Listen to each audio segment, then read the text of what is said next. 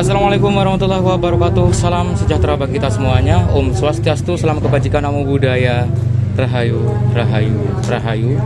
Teman-teman, saya saat ini berada di Blitar. Kita mendapati banyak sekali hamparan begitu material lepas bangunan candi di tempat ini, teman-teman. Dan ini pernah dikunjungi oleh Raja Hayam Wuruk, Raja keempat Majapahit, dalam proses ataupun kegiatan serada ya, mengenang 1 tahun leluhurnya. Nah, di sini merupakan tempat pendarmaan dari kakek Hayam Wuruk, yaitu Raden Wijaya dengan gelar Kertarajasa Jayawardhana, saudaraku. Dan disinilah dulu dalam material ataupun bangunan lepas ini ditemukan terdapat arca Harahiri yang sudah diamankan di Museum Nasional Jakarta, saudaraku. Nah, seperti inilah tempat ataupun hamparan begitu ya, batu-batu andesit dari material lepas bangunan candi yang diduga kalau dalam bangunan utuhnya ini merupakan bangunan ramping yang meninggi begitu. Nah, kalau kita melihat ada banyak sekali batu-batu andesit dengan berbagai macam relief yang kaya raya begitu, saudaraku, menunjukkan bahwa tempat ini dulu merupakan tempat yang sangat istimewa sekali.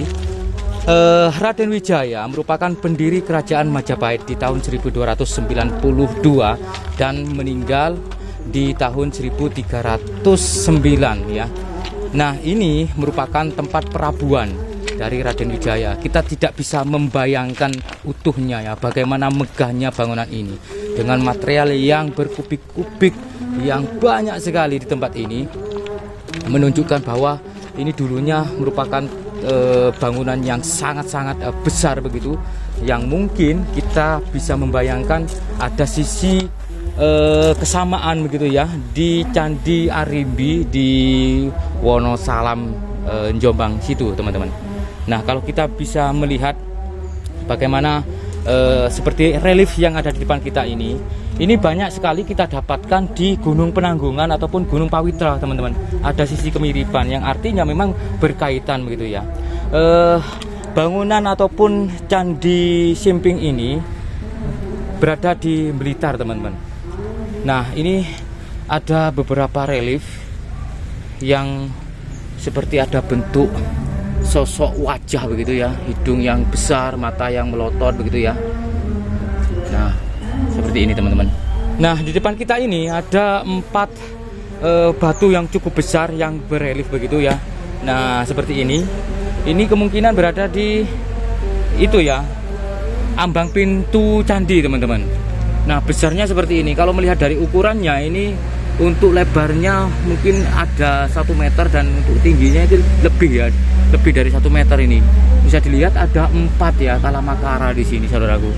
Dan kemungkinan bisa jadi ya memang ada 4 ambang pintu atau mungkin relung begitu ya, relung dari bangunan candi yang biasanya memang di atas dari relung tersebut terdapat kalamakara seperti ini.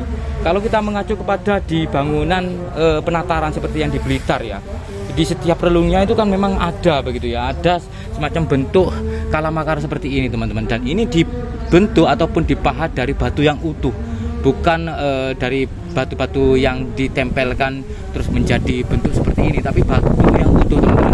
Kita bisa melihat dengan besarnya seperti ini ya, bagaimana untuk beratnya ya, gimana caranya orang-orang dulu di masa itu ya mengangkat batu yang sedemikian besar ya.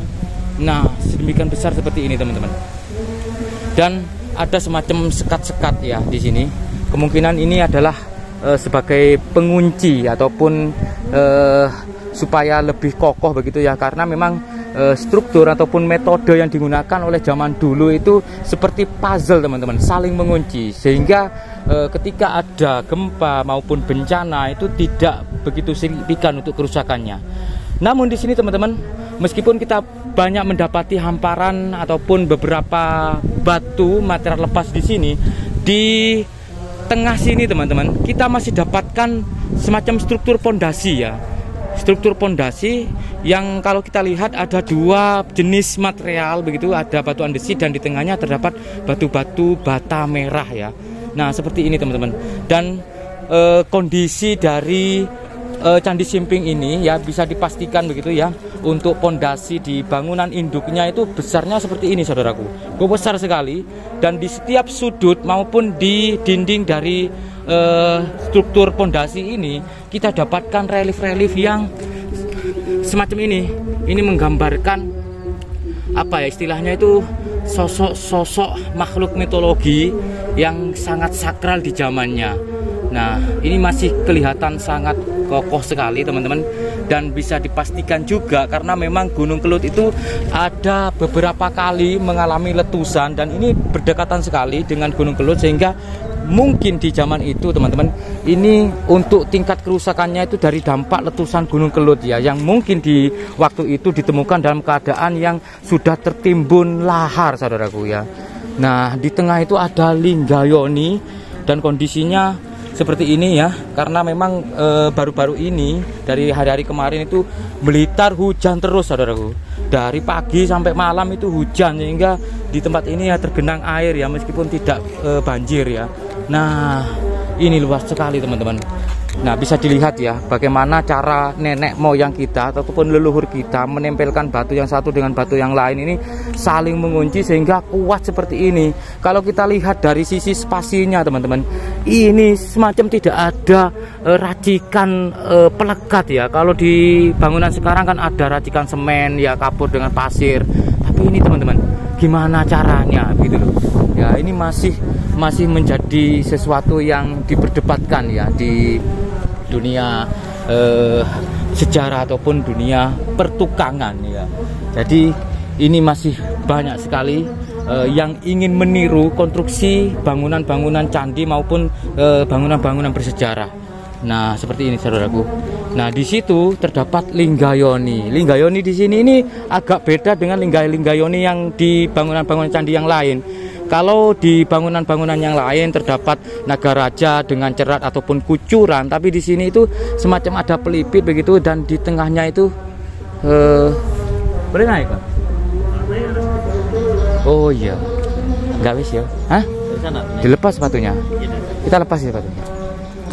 Kita naik tapi kita harus lepas alas kaki dulu ya, karena merusak maupun mengotori bangunan suci ya. Ini peninggalan leluhur yang sangat sakral ya. Di zamannya bahkan sampai saat ini masih ada banyak orang yang mensakralkan ataupun mengkeramatkan tempat seperti ini saudaraku. Nah ini teman-teman, wih luar biasa, dan karena hujan saya ngeresek, Masya Allah, wih. Nah ini yang masih kelihatan utuh ya, dalam arti di pondasi ini masih kelihatan begitu. Namun ada sisi yang unik ya, kenapa di tengah ini kok ada semacam ini ya, bahan material yang dari batu bata. Apakah ada lapisan budaya? Karena kan ini dibangun di masa Jaya Negara, karena ini kan untuk perabuan ayahandanya yaitu Raden Wijaya.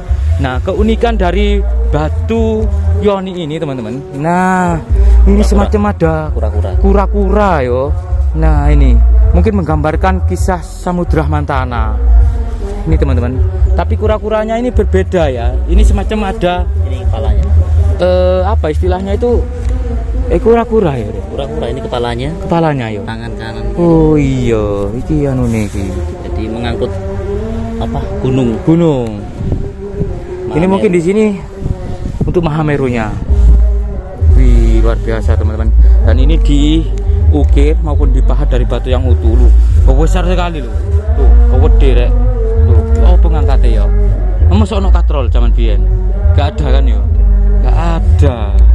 Jadi mungkin secara manual begitu, bergotong royong atas perintah raja begitu ya, mereka dengan apa istilahnya itu antusias membangun peninggalan yang super megah seperti ini.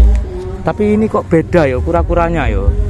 Perbedaannya itu seperti tidak ada tempurungnya Kang, tapi semacam ada ini loh Kang. Naga ini Kang, ini naga Kang. Maksudnya ini kura-kura kombinasi dengan naga. Ini kan loh, Ini kepalanya, terus dia badannya melilit seperti ini ya, membentuk. Nah, ya. Berarti ada 4 kepala naga di sini. Dulu kan ini kan menyimbolkan pengadukan Samudra Mantana yang dimana di situ ditopang dengan adanya kura-kura dan talinya dari naga. Betul, ekornya dipegang oleh raksasa, kepalanya dipegang oleh dewa. Jadi ini teman-teman. Nah, ini kalau dibuat untuk simbol begitu ya, ataupun logo, ini sangat bagus sekali loh, ya kan? Ada 4 naga begitu ya. Nah, ini yang dimaksud dengan kaki kura-kuranya ini. Ini 1, ya kan, 2, terus 3, ini 4, ini kepalanya. Luar biasa saudaraku. Wih. Loh, itu ya teman saya antusias sekali menjelaskan ya. Nah, kita menjelaskan secara ini saja ya, apa yang ada di depan kita, tidak berdasarkan secara ini ya, arkeologis, bukan, tapi kita hanya menggambarkan saja apa yang ada di depan kita terangkan. Kalau ini membentuk seperti naga ya kita narasikan seperti naga, seperti itu teman-teman. Wih, berbeda ya. Tapi kemungkinan kalau kan tempat perabuan itu berada di Sumuran Candi, artinya mungkin di sini ya, mungkin ya.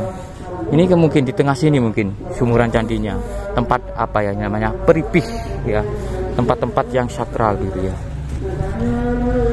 Wih, luar biasa teman-teman, dengan batu yang sebanyak itu ya, sakmono akeh rek loh, sebanyak itu loh teman-teman.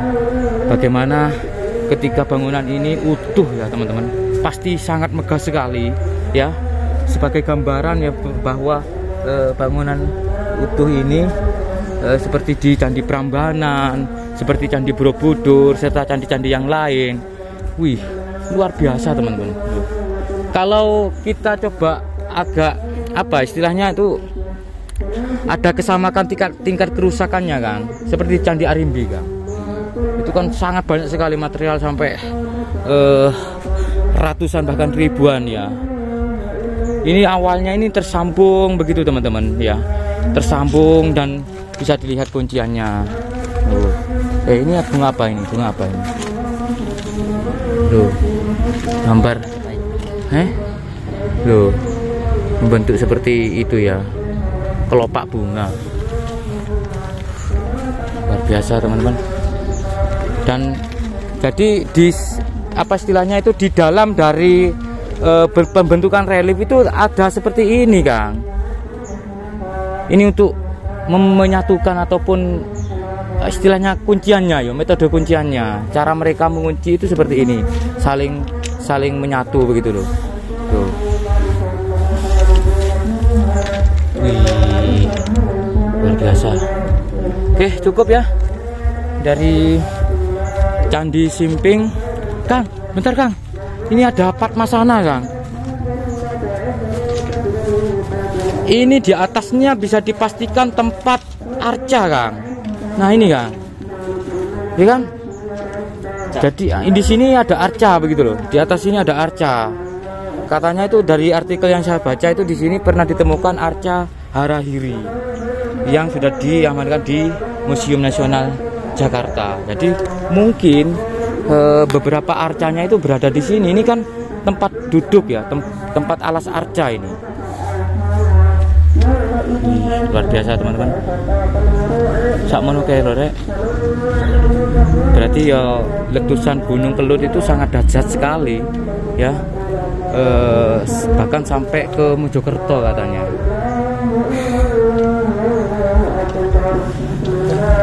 Oke, sudah ya. Cukup ya. Kita melihat kemegahan dari karya leluhur, yang meskipun di tempat ini kita tidak mendapati bangunan secara utuh, namun karya-karyanya ya bisa kita lihat dan menjadi referensi kita ya dalam seni terutama ya, karena tidak mungkin kita belajar kepada masa depan, kita tetap belajar kepada masa lalu. Semoga bermanfaat. Wassalamualaikum warahmatullahi wabarakatuh. Rahai.